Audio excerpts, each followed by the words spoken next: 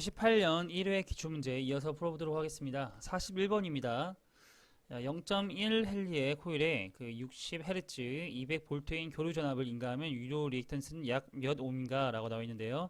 여기서 유도 리액턴스 같은 경우에는 그 코일에 그 연결해 놓은 거죠. 교류 전기를 이제 코일에 연결했을 때 나오는 게 교류 저항이라고 생각하시면 되겠습니다. 유도 리액턴스 구하는 공식은 2파이 F L인데요.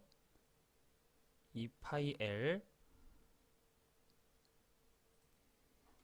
이제 인덕턴스를 뜻합니다. 인덕턴스 0.1헬리죠. 그래서 여기 2파이 곱하기 F는 여기 주파수 60Hz 나와 있죠. 60 곱하기 그 코일 인덕턴스의 크기 0.1헬리 계산을 해보면 37.7 정도가 나옵니다. 답은 3번이 되겠고요. 42번 보시겠습니다. 기호 중에 계전기의 비접점을 나타내는 것. 계전기라고 하는 것은 릴레이를 나타내는데요. 자, 이렇게 1번과 같이 이렇게 붙어있는 것들이 다 비접점입니다. 그러면 1번과 2번이 비접점이 되겠죠. 근데 여기 지금 이렇게 나와 있는 기호는 이제 PBS 누름 버튼 스위치를 뜻하고요. 누름 버튼 스위치 비접점을 뜻합니다. 1번은. 그래서 2번 같은 경우 이렇게 일자로 되어 있는 것이 다 계전기를 뜻합니다. 계전기 비접점을 뜻하는 게 2번이겠네요. 답은 2번이 되겠고요. 3번은 계전기 A 접점을 뜻하고요. 4번은 누름 버튼 스위치 PBS의 A 접점을 뜻합니다. 답은 2번이 되겠습니다. 43번입니다. 쉐이딩 코일형 전동기의 특성이 아닌 것. 쉐이딩 코일형은 구조가 간단한데요. 근데 효율이 좋지 않고 기동 토크가 매우 적습니다. 그리고 회전 방향을 바꿀 수 없다는 게 단점인데요. 특성이 아닌 것, 회전 방향을 바꿀 수 있다라고 나와 있으므로 틀린 것이 되겠습니다. 답은 4번이 되겠습니다. 44번입니다. 제어 밸브는 그 프로세스의 요구에 따라서 여러 종류의 형식이 있는데요. 다음 중 제어 밸브를 조작 신호와 밸브 시트의 형식에 따라 분류할 때 조작 신호에 따른 분류에 속하는 것. 조작 신호에 따라서 하려면요. 공압, 유압, 수압, 전기, 자역식 제어 이런 것들에 대한 분류죠. 따로 뭐 경막 밸브라든지 글로브 밸브, 게이트 밸브라고 하는 것은 밸브 시트 형식에 따른 분류가 되겠습니다. 답은 4번이 되겠습니다. 45번입니다. 다음 그림에서 검유계의 지침이 0을 제시하고 있다면 미지전압은 몇 볼트인가 라고 나와 있는데요. 검유계의 지침이 0으로 되어 있으면 이것은 전압은 그 전류와 저항의 곱으로 나타낼 수 있습니다. 0이라고 했으니까요. 검유계가요. 그래서 여기 전류 3A 곱하기 5옴은 15가 나오겠네요. 15V. 답은 2번이 되겠습니다.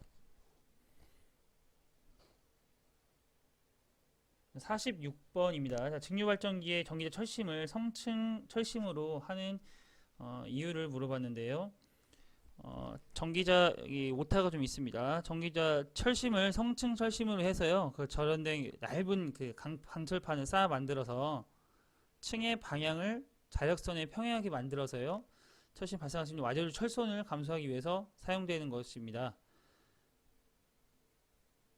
그래서 이 철손의 감소를 위한 거죠. 답은 2번이 되겠습니다. 47번입니다. 오음의 법칙에 관한 설명 중 옳은 것은 오음의 법칙이라는 것은 V는 IR이죠. 전압은 전류에 비례하고요. 전압은 저항에 반비례하는 것이 아니라 비례합니다. 전압은 전류에 비례하고요. 전압은 전류의 이성에 비례한다. 그냥 전류에 비례한다가 맞겠죠. 그래서 답은 1번이 되겠습니다. 48번입니다. 다음 그림은 삼성 유도 전동기 단자를 표시한 것인데요. 이 전동기를 델타 결선하고자 한다면 여기 보기가 좀 빠져 있습니다. 보기를 좀 추가하도록 하겠습니다. 여기 U와 Y 그리고 V죠, V.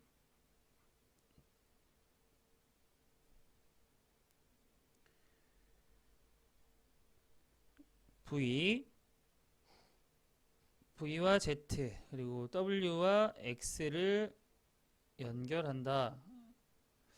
인쇄 과정에서 좀 빠졌습니다. 이거 좀 추가해 주시기 바라고요. 델타 결선 하려면 어떻게 해야 되냐면요.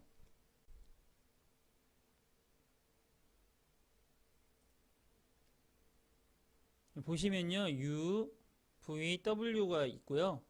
여기 단자대가 있다고 하면 자, 1번, 2번, 3번, 그리고 4번, 5번, 6번, X, Y, Z죠.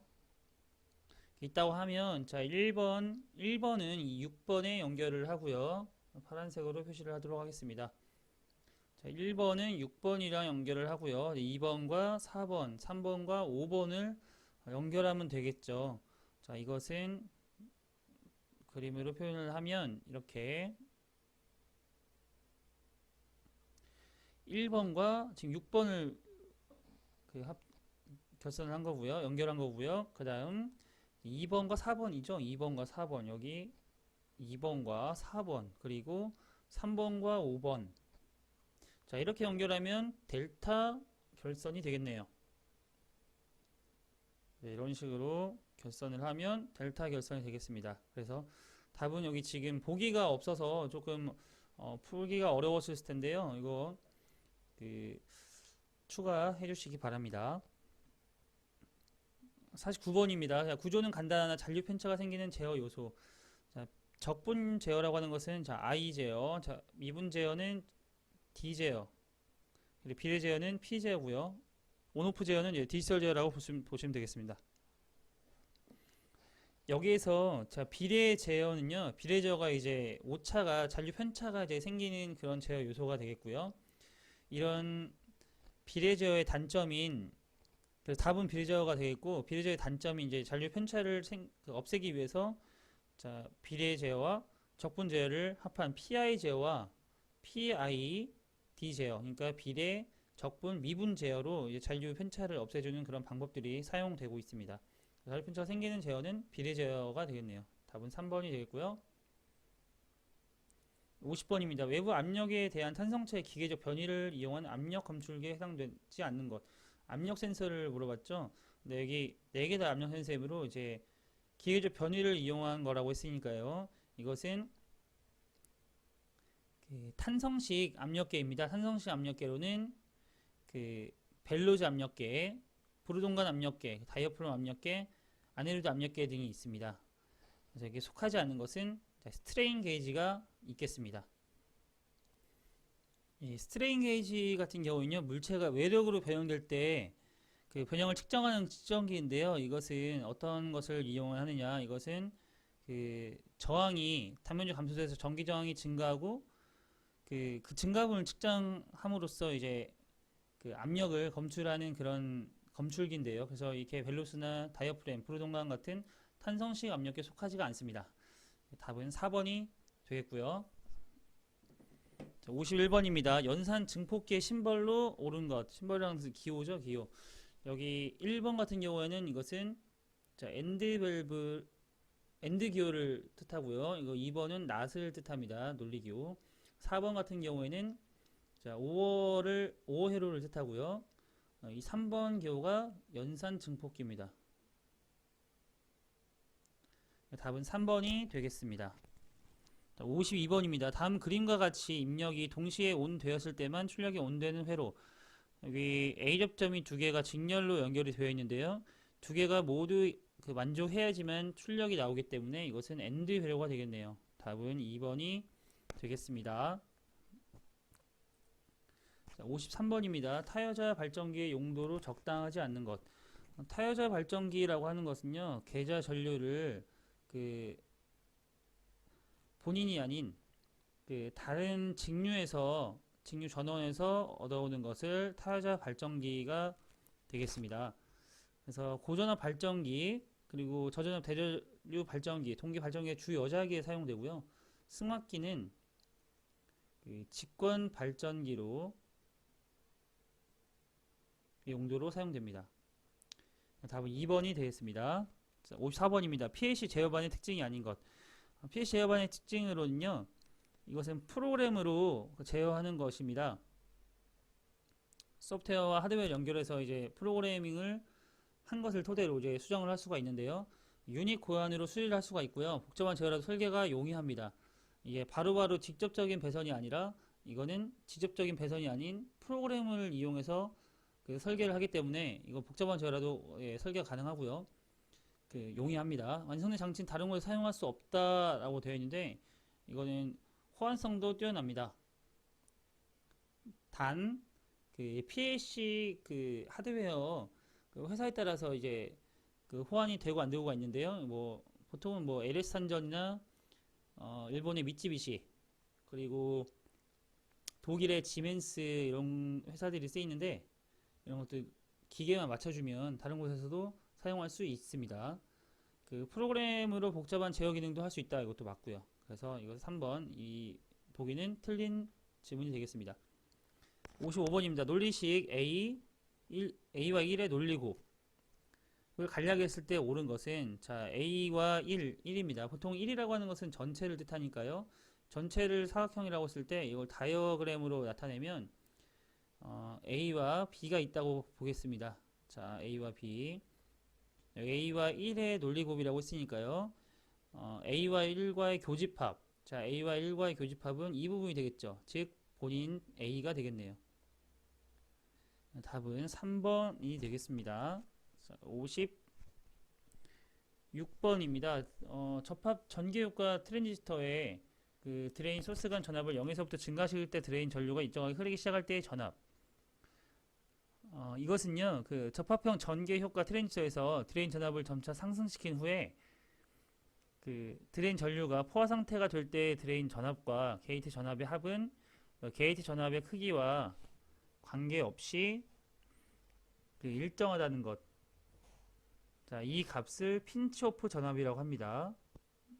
이 용어 알아두시고요. 그래서 답은 4번이 되겠습니다. 1번, 2번, 3번도 이 해설에 나와 있으니까 보고 넘어가시기 바랍니다. 자, 57번입니다. 공기식 조작기로 옳은 것. 공기식 조작기. 다이어프램에 이것은 격판이죠. 격판에 가해지는 공기압과 밸브 축의 변이는 비례하니까요. 그 공기압의 신호를 받아서 밸브의 개폐를 조작하는 밸브. 그러니까 공기에 의해서 조작되는 그 밸브, 다이어프램 밸브가 있겠습니다. 전자밸브는 전자식이고요. 그 서버 전동기 이런 것들도 공기로 이제 조작하지 않죠. 그래서 답은 4번이 되겠습니다. 자, 58번입니다. 프로세서 제어에 속하지 않는 것. 프로세서 제어에는요, 온도나 유량, 압력, 레벨, 농도, 습도, 비중 이런 것들에 의해서 제어하는 것인데요. 자, 압력, 온도, 유량 이런 것들은 프로세서 제어에 속하지만 자세 같은 경우에는 이것은 서버 제어에 속한다고 볼 수가 있습니다. 자세, 위치 이런 것들. 답은 4번이 되겠습니다.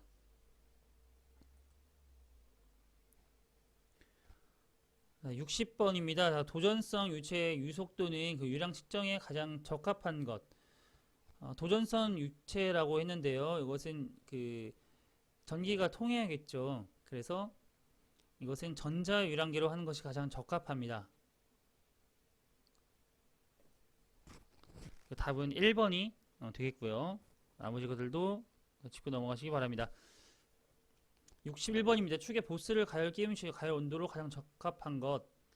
그 보통 그 축의 보스를 가열 끼움 시엔요 가열 온도를 200도에서 250도 이하로 하게 됩니다. 답은 3번이고요.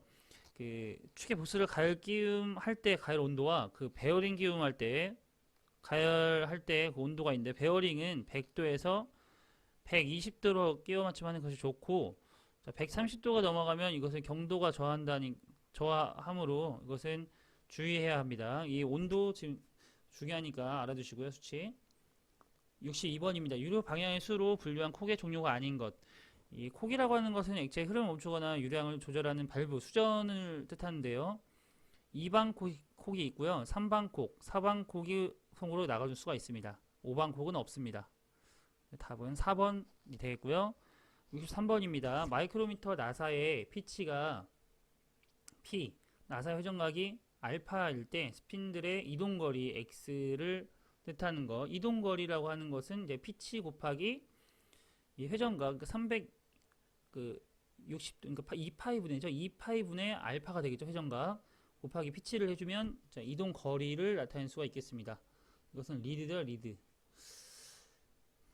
그래서 2파이 분의 알파 곱하기 피치 1번이 되겠네요.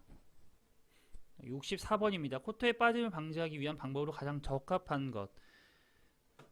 코터의 경우에는 우선 분해가 가능한 곳에 쓰입니다. 용접 같은 걸 하면 안 되겠죠.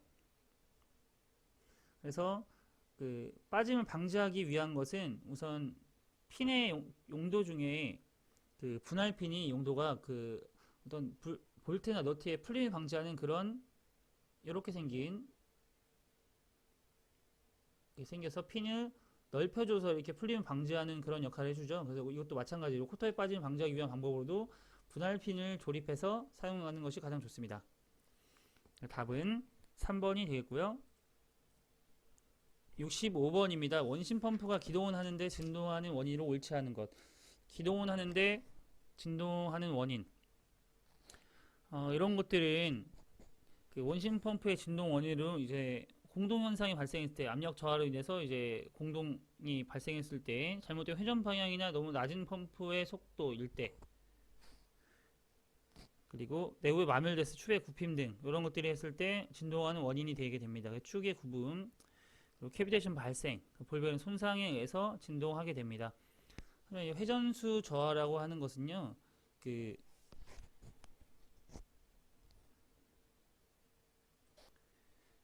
좀 설명이 좀 애매하긴 한데 그 너무 낮은 펌프의 그 속도일 경우에만 이렇게 진동을 하는 것인데 회전수가 저했다고 이제 진동하는 원인으로는 보기가 좀 어렵습니다. 여기에서는 가장 적합하지 않은 것이 2번으로 볼 수 있겠네요.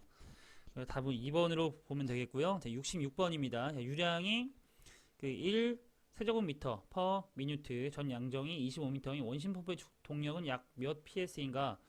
PS 단위로 하게 되면 그 수동력이라고 하는 것은 PS 단위 75 곱하기 60분의 비중량 곱하기 유량 곱하기 그 양정이 되겠습니다. 그래서 여기는 지금 물의 비중량은 이제 1000 kg 중 퍼 세제곱미터라고 했으니까요. 이것을 대입을 해보면 자 5.56 정도가 나옵니다. 그래서 축동력이라고 하는 것은 전효율분의 수동력이므로 0.78분의 5.56을 해주면 약 7.1ps가 나옵니다. 답은 3번이 되겠고요. 67번입니다. 자, 펌프의 캐비테이션 방지책으로 적합한 것. 캐비테이션 방지책 이런 것들은 흡입 양정을 되도록 그 작게 해야 되고요. 작게 해야 됩니다. 회전 속도가 그 빠르기 때문에 이런 것을 낮춰줘야 됩니다. 방지하기 위해서는 낮게 해줘야 되고요. 단 흡입 펌프를 양흡입 펌프를 사용한다. 이거 맞는 내용이고요. 유효 흡입 수도를 필요 흡입 수도보다 작게 하는 것이 아니라 크게 해줘야 됩니다. 크게. 답은 3번이 되겠고요. 이제 캐비테이션 방지책 이런 것도 나올 수 있으니까 알아두고 넘어가시기 바랍니다. 68번입니다.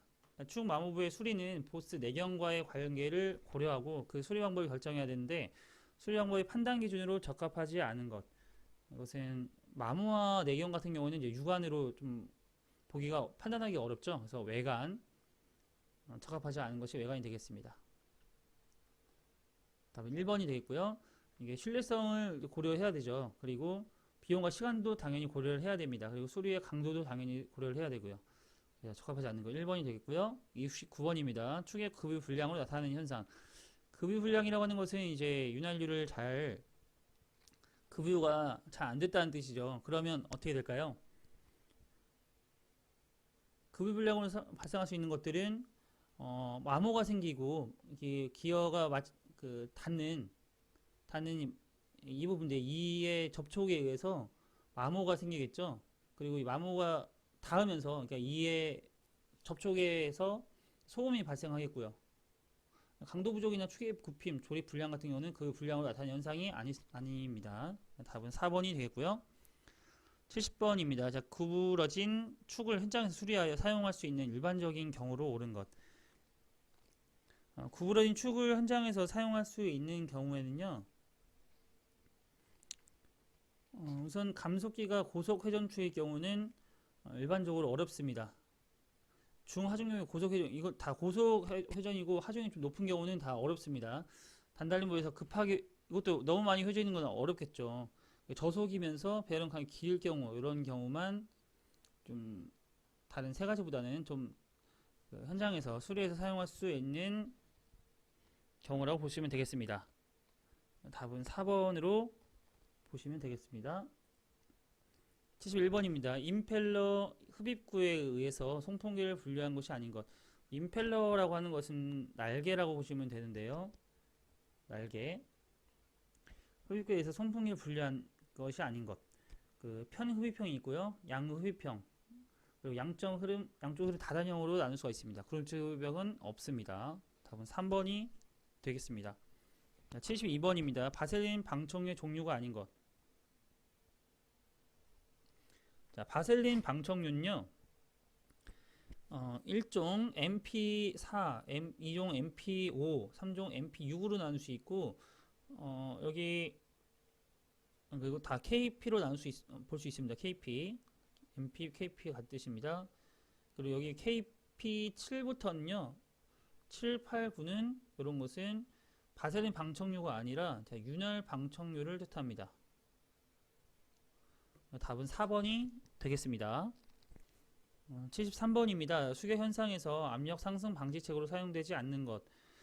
압력 상승 방지법으로는요, 관로의 그 부하 발생점에 공기 밸브를 설치하거나 이렇게 안전 밸브를 릴리 밸브를 설치를 해서 설정 압력값 이상이 되면 탱크로 교환하게끔 하는 그 안전 밸브를 설치해서 압력 상승을 방지할 수 있고요. 체크 밸브를 이용해서 펌프가 급기동을 하지 않도록 해주는 그런 체크 밸브 설치 방법이 있겠습니다. 답은 1번이 되겠네요. 이외에도 이제 서지 탱크, 서지압 방지를 이제 방지해주는 그 서지 탱크를 설치한다든지 이런 방법도 있겠습니다. 74번입니다. 그 V벨트에 관한 설명을 옳은 것. V벨트는 벨트 풀리와의 마찰이 있죠. 벨트 풀리라고 하는 것은 이렇게 벨트를 껴주기 위한 이런 것을 풀리라고 하니까요. 돌려주기 위한, 감기 위한 것이라고 보면 되겠습니다. 벨트 풀리. 마찰이 있을 수밖에 없죠. 벨트 종류에는 M, A, B, C, D, E 6가지 이렇게 M에서 E로 갈수록 단면적이 커지고 힘도 커집니다. 전달의 힘도. 벨트 풀리의 홈 모양 크기는 V벨트 크기와 관계없이 일정하다. 일정하지 않고요. 다 다르고요. V벨트의 형상은 V벨트 풀리와 일자성을 높이기 위해서 38도의 마른 목걸이다 라고 나와 있는데 38도 마른 목골 형상이 아닙니다. 답은 2번이 맞는 질문이 되겠습니다. 75번입니다. 베어링의 열박음 시 주의사항이 아닌 것. 우선 베어링의 열박음 시 주의할 사항은요, 우선 100도에서 120도 정도를 사용을 해야 되고요. 120도를 넘어서는 안 됩니다. 그때는 경도 저하가 옵니다. 보기 보시겠습니다. 깨끗한 광유에 베어링 넣고 90에서 120도로 가열한다. 맞고요. 축과 베어링 사이에 틈새가 발생되면 널링 작업에 억지 끼워 맞춤을 한다 라고 나와 있는데 틈새가 발생되면 억지 끼워 맞춤을 하면 안 됩니다. 이거는 이제 마모를 발생시킬 수 있고요. 소음과 진동의 원인이 됩니다. 그래서 답은 아닌 것이 2번이고요. 베어링 가열 온도는 이제 120도 초과해서 안 되고요. 경도 저하가 오기 때문에 120도 초과해서는 안 됩니다. 베어링 냉각시 틈이 있는 경우는 지그를 사용해서 축방의 베어링을 밀어 고정합니다. 이게 맞는 내용이겠죠. 답은 2번이 되겠고요. 다음 보시겠습니다. 76번입니다. 전동기 베어링 부분에서 발열이 발생할 때 주요 원인이 아닌 것. 벨트의 장력 과대는요, 과부하입니다. 과부하. 베어링의 조립 불량이라고 하는 것은 마모죠. 마모. 커플링의 중심내기 불량 같은 경우는 이제 진동과 이제 발열을 발생시키고요. 4번과 전동의 입력 전압의 변동으로는 이제 회전수를 변동시키게 됩니다. 이런 것들은 과부하, 마모, 진동, 발열 발생시키는 이런 것들, 전동기 베어링 부분에서 발열이 발생하는 주요 원인이 되겠고요. 전동기의 입력 전압 변동은 회전수 변동이므로 발열과는 관계가 없습니다. 답은 4번이 되겠습니다. 77번입니다. 축의 고정 원인으로 볼 수 없는 것. 축의 고정 원인으로는요,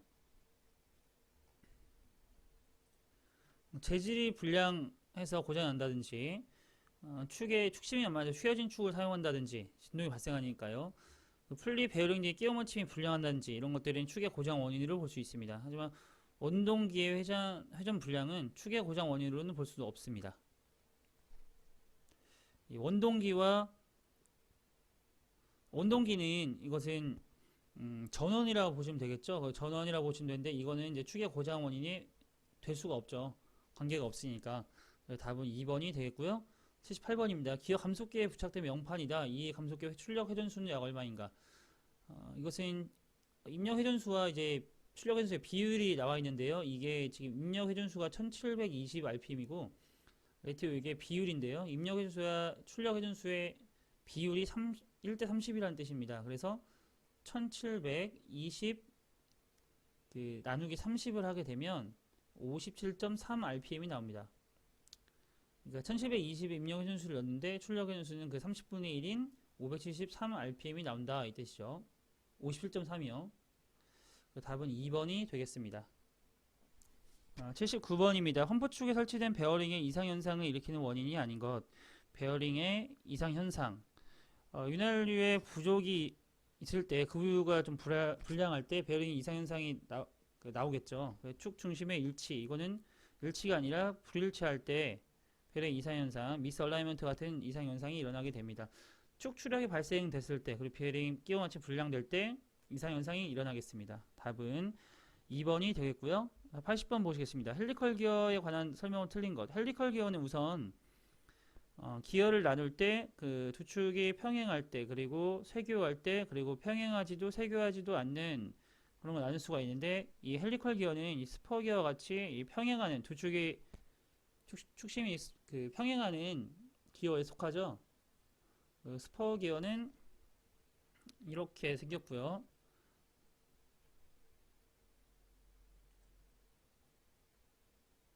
자, 헬리컬 기어 같은 경우에는 자, 이렇게 생겼죠. 이렇게 평행하는 게 아니라 이렇게. 자, 보기 보시겠습니다. 축방향의 반력이 발생한다. 축방향 반력이 발생하고요. 흔동의 전달과 고속이 적합합니다. 이 맞물림의 원활에서 그 이의 변형과 전동 소음이 적고요. 이 끝선이 직선이다라고 나와 있는데 이게 지금 말씀드렸다시피 이 끝선이 직선인 것은 스퍼 기어를 뜻합니다. 축에 나란한 원통형 기어로 감속비는 최고 1대 6까지 가능하다. 그래서 여기서 이 끝이 직선이 아니라 빗면이라는 거. 답은 4번이 되겠습니다. 이렇게 2018년 1회 기출문제를 풀어보았습니다. 수고하셨습니다.